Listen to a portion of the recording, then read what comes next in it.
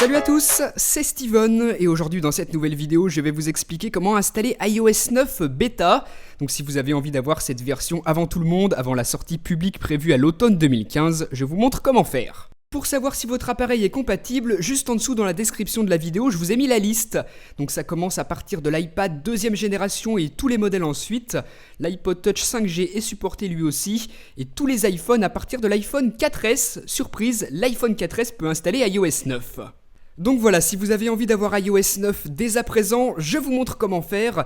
C'est une méthode gratuite, vraiment pas compliquée et en plus vous n'avez pas forcément besoin d'un compte développeur Apple.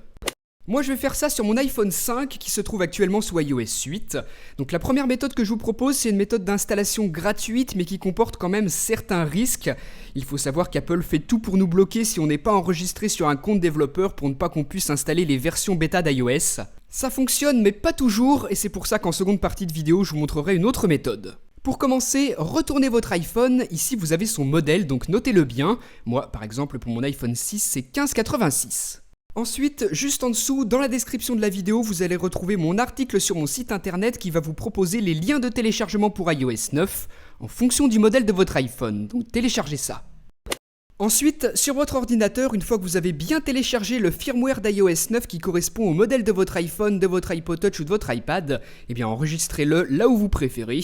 Moi par exemple, je l'ai mis sur mon bureau. Ensuite, une fois que vous avez fait ça, on va avoir besoin d'iTunes pour faire la mise à jour vers iOS 9. Donc assurez-vous que vous avez bien la dernière version et faites quand même une petite sauvegarde de votre appareil. On n'est jamais assez prudent, c'est toujours utile de le faire. Et ensuite, on va cliquer ici sur mettre à jour, mais pas tout de suite, pas immédiatement. Si vous êtes sur un Mac, vous allez garder enfoncé la touche Alt sur votre clavier tout en cliquant sur le bouton Mettre à jour sur iTunes.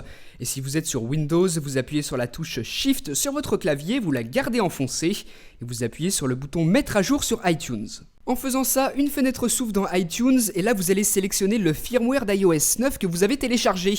Donc une fois de plus, assurez-vous qu'il correspond bien au modèle de votre iPhone, de votre iPod Touch ou de votre iPad, sinon iTunes vous retournera une erreur au moment de la mise à jour. Moi j'avais enregistré le fichier sur mon bureau donc je le sélectionne et ensuite on me propose une confirmation avant la mise à jour vers iOS 9 donc bien évidemment on accepte et ensuite c'est tout bon, ça débute.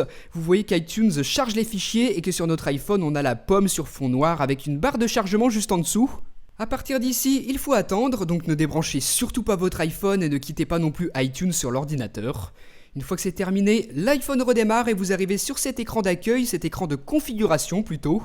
A partir de maintenant, rien de bien compliqué, vous suivez simplement ce qui vous est affiché à l'écran, appuyez sur continuer, connectez-vous à votre compte iTunes, activez ou non le service de localisation, créez un code si vous voulez sécuriser votre iPhone. Donc vraiment c'est tout simple, je vous le répète, vous avez qu'à suivre les étapes. Ça nous prend quelques secondes et une fois qu'on en a terminé avec tout ça, on arrive sur cet écran qui nous dit bienvenue sur notre iPhone et nous invite à démarrer. On appuie et hop, on se retrouve sur l'écran d'accueil, c'est maintenant iOS 9 qui est installé.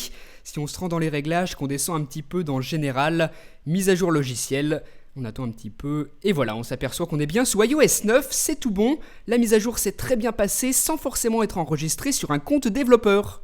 Donc voilà comment il fallait s'y prendre, c'est pas compliqué du tout, ça nous prend 5 minutes et en plus on n'a absolument perdu aucune donnée sur notre appareil, j'ai encore toutes mes applications, mes photos, mes musiques, pas de soucis. Par contre, il est possible que vous tombiez sur cette erreur lorsque vous voulez activer votre iPhone après la mise à jour. Donc c'est ce que je vous disais tout à l'heure, Apple n'aime pas vraiment qu'on installe les versions bêta sans être enregistré sur un compte développeur. Et à ce moment-là, vous êtes bloqué. Ça arrive rarement, mais ça peut arriver quand même. Si vous préférez éviter ça, et plutôt que d'acheter un compte développeur, juste en dessous en description de vidéo, je vous ai mis un lien vers un site internet.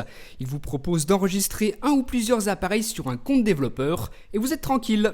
Donc voilà tout ce qu'il y avait à savoir sur cette installation d'iOS 9 sur iPhone, iPod Touch et iPad. Si vous avez des soucis, n'hésitez pas sur mon Twitter et à très bientôt.